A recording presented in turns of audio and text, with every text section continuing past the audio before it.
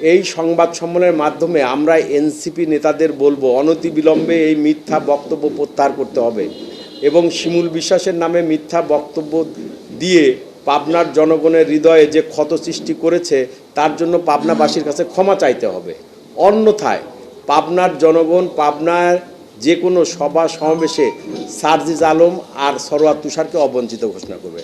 মানে তারা যদি এই বিষয়ে দুঃখ প্রকাশ বা ক্ষমা প্রার্থনা না করে আগামীতে সার্জিস আলম এবং সরোয়ার তুষার পাবনাতে জনসভা করতে আসলে জাতীয়তাবাদী দল সেটাকে অবাঞ্ছিত ঘোষণা।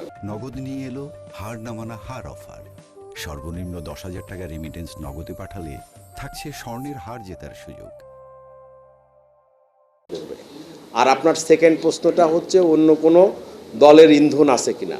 অন্য কোনো দলের ইন্ধন কি আছে না আছে সেটা তো পরের ব্যাপার, তবে তাদের যে ভাষা আর জামাতের যে ভাষা, দুই ভাষা একই ভাষা।